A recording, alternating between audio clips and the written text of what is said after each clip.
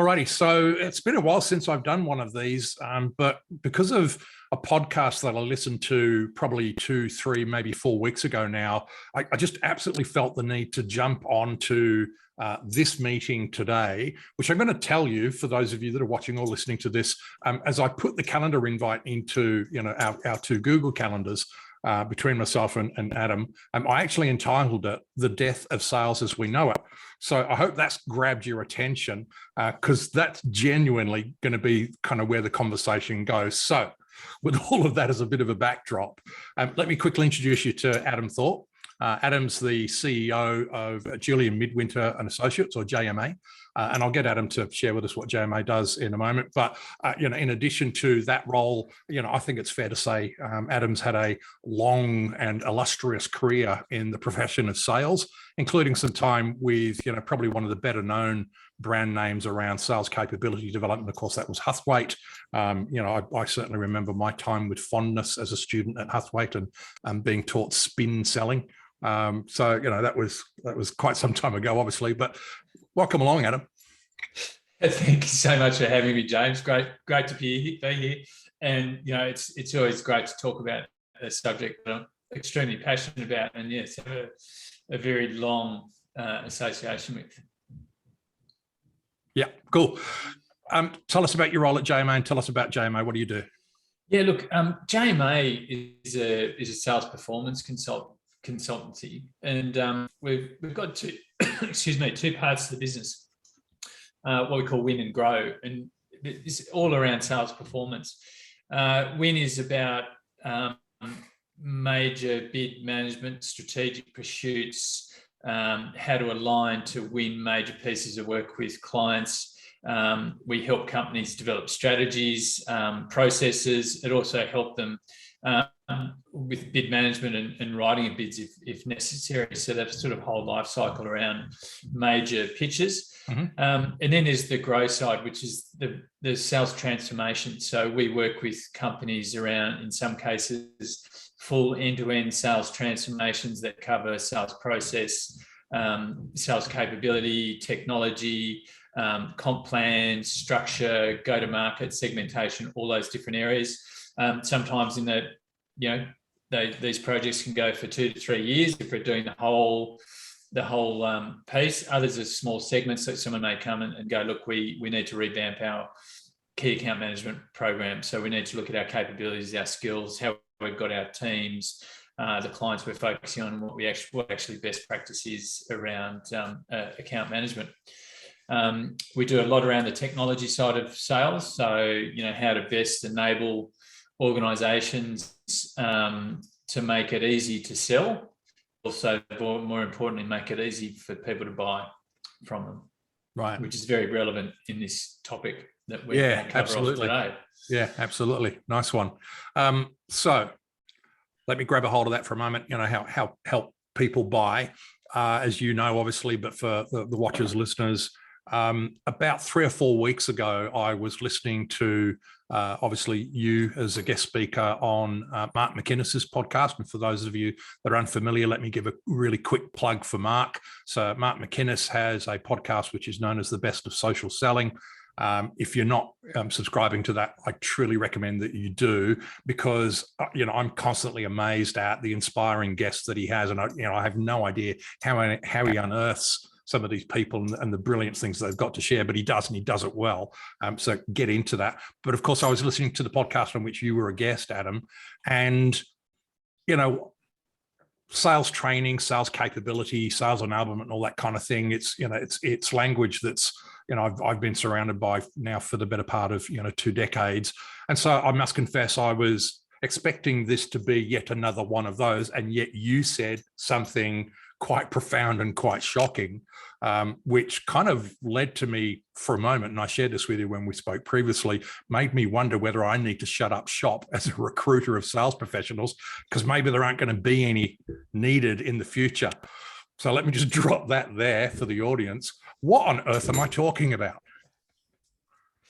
Look, I don't think you should be swapping careers just yet, James, or retiring.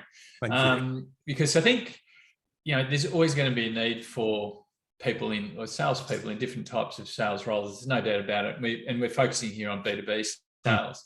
However, the type of person or the genetic DNA or the makeup of that person is changing, has to change, because the market's moved well and truly beyond it. And they have to change very, very quickly. The types of roles, and certainly they won't need, there's a lot of organisations that won't need the sales, their sales team will definitely change in size and shape. People will be able to, there'll be other roles created though, however, based on what changes going on there. So, I'm not pushing doom and gloom by any stretch here, but significant change. And it's, of course, all being led by the consumer, the client. At the end of the day, we had this perfect storm that started last year around with COVID, and it changed the ways that organisations had to interact with their supply chain. And first and foremost, the priority was to secure their supply chain. So anything that was critical to keep their businesses running, that's what they secured, make sure they had everything they needed. The rest of it was all kind of, if we get to it, we might look at it, but at the moment, we just want to keep things running. But how they interact changed, accelerated significantly. We'd already had started seeing this e-commerce trend well and truly coming down the track. In B2B, Amazon had trialled their B2B platform in India and the US over the last 4 years, incredible results. In the US, I think it's something like the forecast is $12 trillion worth of transactions that will occur on e-commerce platforms in the US in the B2B space. They've got the Amazon B2B platform has tens of thousands of sellers on it and just as many buyers as well. And so there's a huge adoption of this technology going on, and it's easy to buy. I know what I want. I can find it. I don't have to deal with too many annoying people trying to sell me other things. I know what it is, and I can compare it and I can buy it.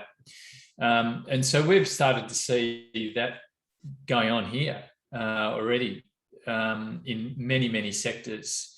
At the moment, it's still quite heavily aligned to more productized B2B transactions. However, it will change. It is growing into more complex transactions as well, and we will see it change even more. And you've just got to look at the journey of e-commerce itself from a consumer point of view. You look at the journey that we've gone on there. Yes, there's still the need for shop fronts and people in retail stores. Absolutely. Are there as many? No, there are not. Are there as many strip shops going?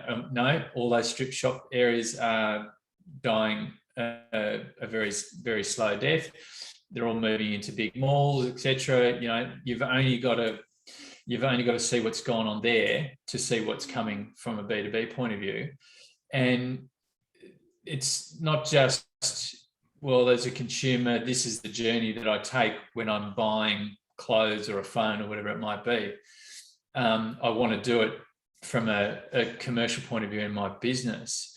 It's also just makes sense. It's cost effective.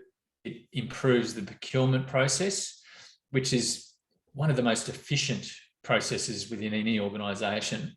And it's one that I find quite ironic. In these big companies, you've got procurement, but you've also got a big sales team that are selling to their clients. And yet you kind of think, well, we can't get our procurement right in our own organisation. It's inefficient. You've only got to look at what that means for the sales organisation, and how it's structured and how it's resourced. The inefficiencies in procurement drive a lot of the inefficiencies and additional resourcing on the sales side. And I think if someone's got the magic button that can fix both and align both, then you're on your way. Okay, that's fascinating. Absolutely fascinating. And I think most people would absolutely resonate with the evolution of B2C. I know recently, I had an experience. I'm in need of a hearing aid now, and went to one of the hearing centres in town, and at one level, yes, got some technical advice and support and got put through an auditory test, but immediately after that was absolutely being sold to, and resented it. I really didn't appreciate it. And I could hear all of the trial closes that were coming out and the objection handlers and all that kind of thing. And it was painful. It was awful. And so, of course, I walked out of the store and kind of said, look, let me think about it.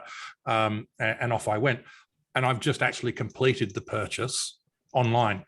So I've just forked out a few $1,000s, right? Because hearing aids these days are certainly not cheap. I don't know if they ever were, but they're not cheap today. They're in the many thousands of dollars. And so, we're getting increasingly used to making fairly significant purchases online with zero interaction with salespeople. And your contention is that we're getting closer and closer to that now in B2B. Yeah. Wow.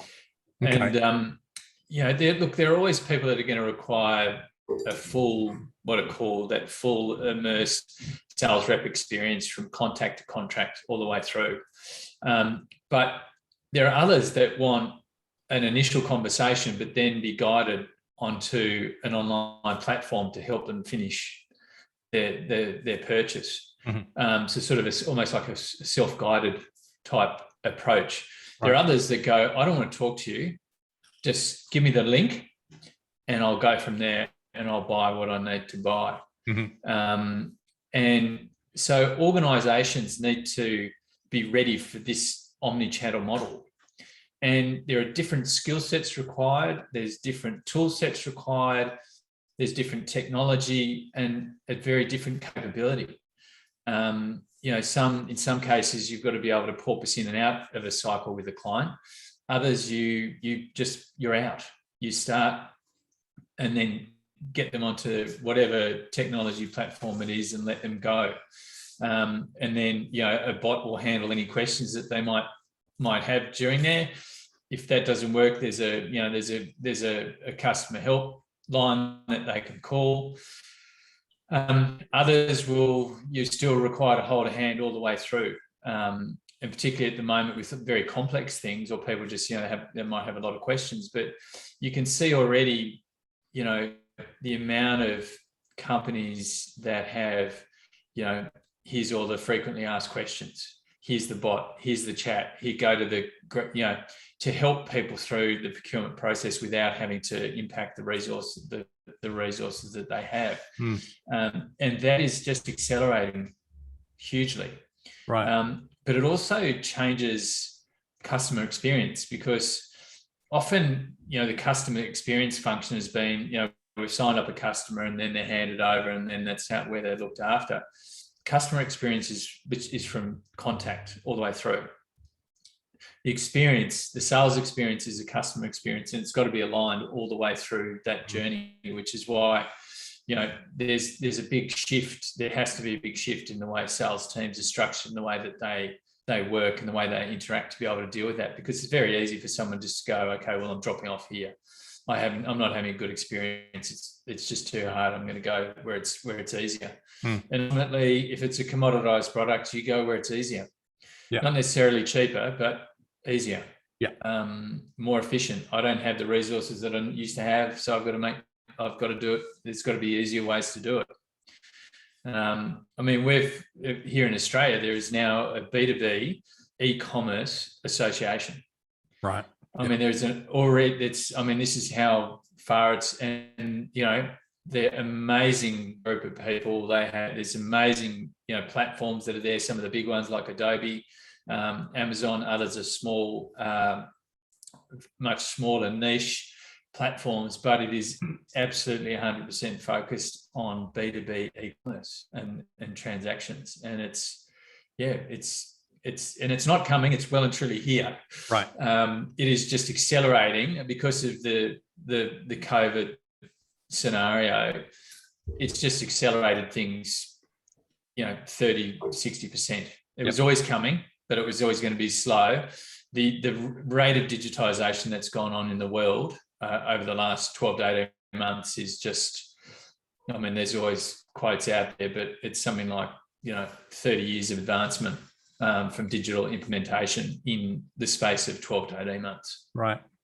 Yeah, I think I saw the emergence of this certainly here probably just short of a decade ago. And there's a business that I don't know if you're familiar with it or not. It's owned by a lady by the name of Sharon Malamed, and it's Matchboard. And are you familiar with Matchboard? No, I'm not. So it's a business that essentially it's about B2B, and it's, you have a need for a particular product or service. Here's a list of verified organizations that have been rated and assessed, et cetera, et cetera. And so it's about being that conduit between the two. And so that's probably in some ways the early iteration of this. But what I'm hearing from you particularly this morning, of course, is that what this requires us to do now, and everybody talks about being customer centric. Nice little buzz phrase that's been around for a while, right? But this truly requires customer centricity, right from the perspective of how does that customer actually want to do business with us? Yeah, and rather than us demanding, this is the way we do business, we need to have a deep understanding of, how do they want to do business with us? Is that fair? Absolutely. And it's I love this the concept of Matchboard. I think that's that is the future.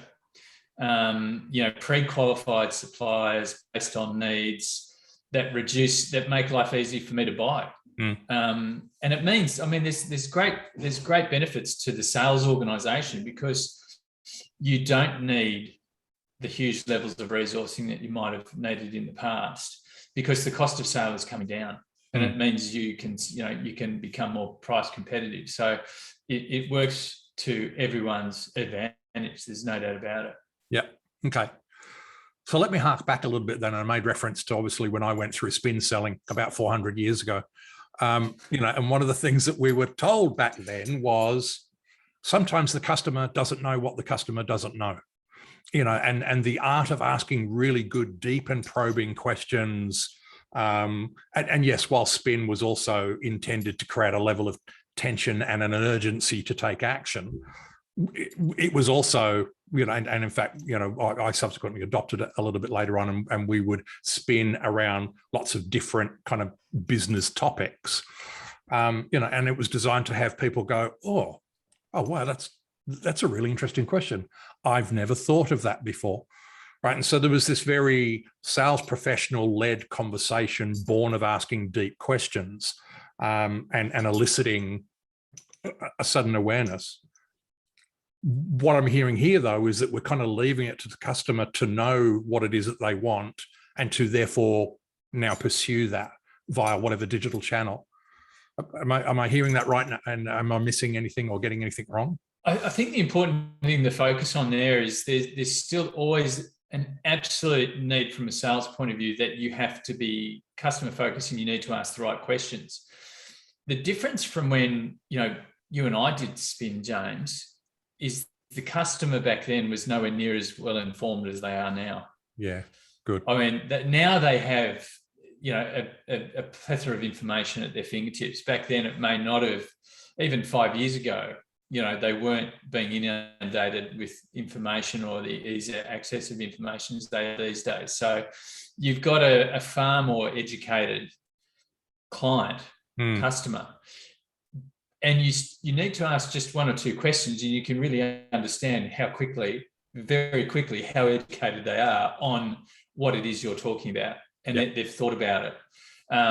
And, heaven forbid the salesperson that then just starts moving into a pitch around, this, and have you thought about that, and blah, blah, blah. You've got to ask only a small number of questions and just let the customer talk. And then maybe build on those questions with some, could you explain that further, whatever. But I still fundamentally believe, solution selling like spin is still just as relevant today as it was back then. But it's just you've just got a slightly different variation of customer and level of informedness. But all of these, look, I can't begin to tell you how many of the different sales methodologies I've gone through and trained on. You need them all. You need all these different ones. You shouldn't just rest on one. You know, if you're in sales today, you've got to know them all, because there are valuable bits in all of them. Every customer is different, but not only every customer is different. If you're dealing with a buying panel, I mean, there could be 8 people there. They all value you for a different thing. They all want a different problem solved. Yep. It's very personal to them, yep, because they don't care about the person next to them and the problem they're trying to solve. They're trying to solve the problem of, how do I keep myself looking good, make things more efficient, get my bonus, get my next promotion. They're all thinking the same thing. Is this solution going to help? And you only need one of them to just be umming and ahhing, and the whole deal goes. Yep. As we know, it's all over. And yes, you've got to identify who your internal salesperson is, who your key person of influence is, all those type of things. And they all come from different methodologies, but I think fundamentally the most important is being able to, one of the great things about Spin is that it makes you think before you go to a client meeting. What is the potential implications? What are the problems these people might have? What have I found out? Do some market research, all those type of things. And you only need 2 or 3 questions really to go in with, and then the conversation will go the path that it needs to go. Right. And that's it's a methodology I've never stopped using, and it's the only one based on science. I mean, you think about what Neil Rackham did. 30,000 interactions that they observed, monitored all through. No one else has done that ever. No other sales organization has done that in the world, and it's still the only scientifically verified one. That the rest are interesting and good. There's value in all of them, but I said you've got to know them all, because your customers are very different at the end of the day. Yeah, 100%. So look, I think again, each and every one of us would accept that in the B2C world, e-commerce is well and truly here, and so the digitization of the buying process, it's here and it's not going away. I think lots of people watching and listening to this at the moment would say, yeah, okay, I accept what you're saying in principle on the B2B side, but I'm not being overwhelmed by it yet. I'm not really seeing it grabbing. How far away is it, do you think, before it's omnipresent?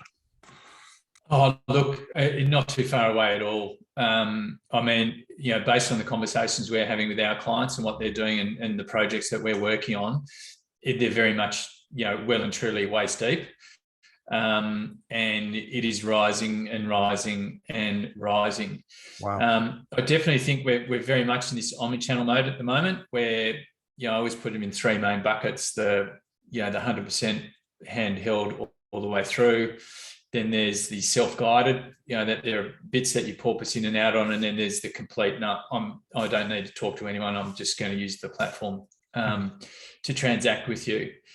And you've got to have a team that has the ability and the capacity to be able to address that and work with that.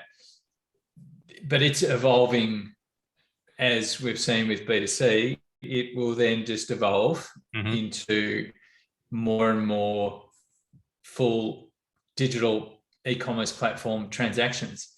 And it will be for more complex transactions over time. I've spoken to lawyers, I've spoken to accountants going, oh, you can never do this. You can, and they will. Someone will find a way and someone will do it. And there are already, if you think about, some of the things like Freelancer and other, consulting sites, Expert 360. I mean, they're already there. That's already there.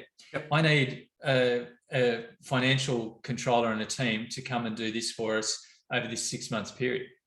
And then it's advertised, and then may the best person win. It's well and truly already there, and it's just going to continue to develop. Yep. And it will change the role of sales. Very much so. Yeah. Very much so. Yeah. And marketing as well. Yeah, it's interesting. And look, I'm right behind it.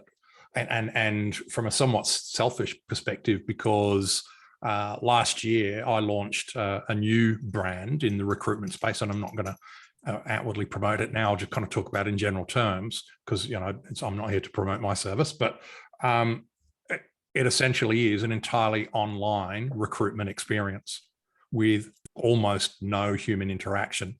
You know, the human interaction occurs at a very later stage, and it's not between a recruiter and the candidate. It's going to be between the candidate and the business owner who's advertising. You know, so I'm kind of describing it as Seek on steroids. Seek, please don't sue me.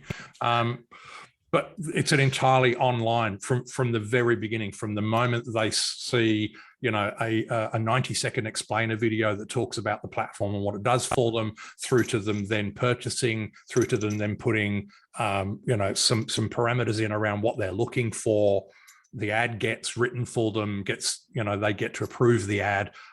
It's an entirely online experience. And, you know, even I would have said 5 years ago, there's just no way in the world you could cut humans out of the recruitment process. Turns out you can. You know? A great example, James, a really good example of how it's going, and others will go that exact route. There's no doubt about it. Yeah. There will be specialists, absolutely, that, you know, it's all about the personal service and the hand, but that'll be a small percentage. The rest of it will be very much a digital experience. To what degree then does this play back into the hands of the big end of town, you know, who will have vast resources for investment in technology, et cetera, you know, versus us smaller players? Look, I think, you know, the big players are moving rapidly. Like they're unbelievable, the pace, and the system integrators can't keep up. Mm-hmm. You know, the likes of, you know, Accenture and Deloitte and others that do these big digital, they just absolutely going gangbusters because big business is moving so fast and moving at just unbelievable rates. But as I mentioned, you know, there's big players from a platform point of view, but there are also small players that are designed for small to medium enterprises that, you know, can be shared platforms, other bits and pieces that will become mainstay. Just, you know, here are your options around, you know, e-commerce platforms that will be able to transact payments, all that, you know, contracting, all that type of stuff. They're all there now, but it's just, you know, there are small ones and there are large ones. It's a big market. I mean, the SME market is 95%, you know, from a business number of companies' point of view, it's 95%, you know, fit into that SME market here in Australia. And so it's a big addressable market, and it's, you know, it's got a lot of people in it. And there's a lot of transactions. Obviously, there'll be a lot of amalgamation going on as well. There'll be a lot of companies that buy each other, merge, and everything else makes sense. But there are others that, you know, will continue to go it alone. And, you know, you've got to, you don't want to be too much of a follower in this space. You've got to be ahead of the curve. You don't want to be on the back end of the curve because it just will be too late. Okay, cool. All right. So in kind of coming to a bit of a close, you know, as you know, I in my Justified Talent business, I specialize in helping small business owners to recruit their first sales professionals. And the approach that I take is very much around a behavioral science perspective. Yes, I'm interested in the tool bag that they carry around and what tools they have in the bag, but I'm very much more interested in their makeup and their nature and all that kind of thing. Do you think the nature of tomorrow's salesperson is going to need to evolve from today's? Look, yeah, absolutely. Sales is not an art; it's a science. And I think particularly, you know, when you're picking your first sales person, your first sales leader, you've got to think about, you know, well, how do our clients actually want to buy from us, and have a really good understanding of what they want, because that's going to help drive the decision that you make, and which is, you know, ultimately, you've got to be recruiting based on what your customers want and how they want to interact at the time. But keeping in mind of, you know, well, what ways down the path are they going to want to interact with us, and therefore, what does it mean? You've got to really have someone with that good solid skill set that understands that omnichannel type model, and really helps and starts setting you up as a business on how to be more efficient and how do you make it easier for people to buy from you. Mm-hmm. So I think that first choice becomes even more critical. I think that is really such an important thing, because it's a very expensive resource. Yeah. Particularly when it doesn't go right.